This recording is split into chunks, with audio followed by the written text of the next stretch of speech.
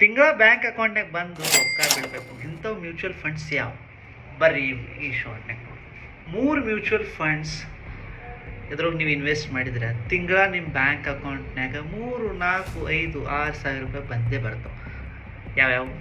ಫಸ್ಟ್ನೇದು Nippon India 50 index fund. ಇದರೊಳನಲ್ಲಿ last historically ನೋಡಿದ್ರೆ 4 to 5 years data ನೋಡಿದ್ರೆ 14 to 15% ಇಯರ್ ಆನ್ ಇರ್ತೈತೆ. SIPಗೆ ಹೋದರೆ ನೀವು ಬಿಲ್ಡ್ ಮಾಡ್ತೀರಿ ಕಾರ್ಪಸ್ಸು, ಇಲ್ಲ ಅಂದರೆ SWP ಹಾಕಿದ್ರೆ ತಿಂಗಳ ನಿಮಗೇನಿಲ್ಲ ಅಂದರೂ 7,000 to 8,000 ರುಪೀಸ್ ಬರ್ತವೆ. ಗುಡ್ ಇದೆ, ಗೋರ್ಮೆಂಟ್ ರೆಗ್ಯುಲೇಟೆಡ್ ಇದೆ, SEBI ರಿಜಿಸ್ಟರ್ಡ್ ಇದೆ. ಎರಡನೇದು Mirae asset large cap fund. ಇದ್ರೊಳಗೆ ನೀವು ಹಾಕ್ತಾ ಹೋದರೆ ಇದರಲ್ಲಿ ಒನ್ ಟೈಮ್ ಇನ್ವೆಸ್ಟ್ಮೆಂಟ್ ಲಮ್ಸಮ್ ಇಲ್ಲ, ಬಟ್ SWP ನೀವು ಬಿಲ್ಡ್ ಮಾಡ್ಬೋದು.